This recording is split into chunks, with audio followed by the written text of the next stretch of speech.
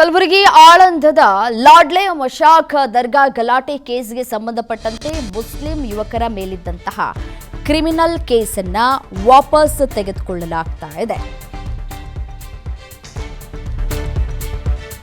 ಕಲಬುರಗಿ ಆಳಂದದ ಲಾಡ್ಲೆ ಮಸಾಖ್ ದರ್ಗಾ ಗಲಾಟೆ ಕೇಸ್ಗೆ ಸಂಬಂಧಪಟ್ಟಂತೆ ಮುಸ್ಲಿಂ ಯುವಕರ ಮೇಲಿದ್ದಂತಹ ಕ್ರಿಮಿನಲ್ ಕೇಸ್ಗೆ ವಾಪಸ್ ತೆಗೆದುಕೊಳ್ಳೋದಕ್ಕೆ ಸರ್ಕಾರ ನಿರ್ಧಾರ ಮಾಡಿದೆ.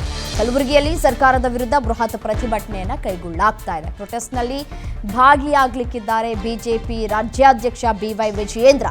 ಬಿಜೆಪಿ ಕಾರ್ಯಕರ್ತರಿಂದ ಜಿಲ್ಲಾಧಿಕಾರಿ ಕಚೇರಿ ಮುಂಭಾಗ ಪ್ರೊಟೆಸ್ಟ್ ಮಾಡಲಿಕ್ಕೆ ತಯಾರಿಗಳಾಗ್ತಾ ಇದೆ. ಬಿಜೆಪಿಯ ಹಲವು ಶಾಸಕರು ಕಾರ್ಯಕರ್ತರು ಧರಣಿಗೆ ಬೆಂಬಲ ನೀಡುವ ಸಾಧ್ಯತೆಗಳು ಕೂಡ ದಟ್ಟವಾಗಿದೆ. ಈ ಮಸಾಖ್ ದರ್ಗಾದಲ್ಲಿ ಗಲಾಟೆಯಾದಂತಹ ಸಂದರ್ಭವನ್ನ ನಾವ್ಯಾರೂ ಕೂಡ ಮರೆಯುವ ಹಾಗಿಲ್ಲ. ಆ ಒಂದು ಕೇಸ್, ಆ ಒಂದು ಗಲಾಟೆ ಏನಾಗಿತ್ತು, ಆ ಕೇಸನ್ನ ವಾಪಸ್ ತೆಗೆದುಕೊಳ್ಳೋದಕ್ಕೆ ಸರ್ಕಾರ ಈಗ ಮುಂದಾಗಿದೆ. ಸರ್ಕಾರದ ಈ ಒಂದು ನಿರ್ಧಾರಕ್ಕೆ ಸಾಕಷ್ಟು ಆಕ್ರೋಶಗಳು ಕೂಡ ವ್ಯಕ್ತವಾಗ್ತಾ ಇದೆ. ಯುಟಿ ಖಾದರ್ ಅವರ ಶಿಫಾರಸಿನ ಮೇರೆಗೆ ಸಚಿವ ಸಂಪುಟ ಸಭೆಯಲ್ಲಿ ಈ ಪ್ರಕರಣವನ್ನು ಹಿಂಪಡೆಯಲಾಗಿದೆ ಅಂತ ಹೇಳಲಾಗಿತ್ತು. ಇದನ್ನ ವಿರೋಧ ಮಾಡಿ ಬಿಜೆಪಿ ಮತ್ತೆ ವಿವಿಧ ಹಿಂದೂ ಸಂಘಟನೆಗಳು ಸರ್ಕಾರದ ವಿರುದ್ಧ ಇದೀಗ ಆಕ್ರೋಶವನ್ನು ವ್ಯಕ್ತಪಡಿಸಿದೆ. ಇವತ್ತು ಕಲಬುರಗಿಯಲ್ಲಿ ಬೃಹತ್ ಪ್ರತಿಭಟನೆ ನಡೆಯುತ್ತೆ. ಸ್ವತಃ ಬಿಜೆಪಿ ರಾಜ್ಯಾಧ್ಯಕ್ಷ ಬಿವೈ ವಿಜಯೇಂದ್ರ ಅವರು ಈ ಒಂದು ಪ್ರತಿಭಟನೆಯ ನೇತೃತ್ವವನ್ನು ವಹಿಸಿಕೊಂಡಿದ್ದಾರೆ.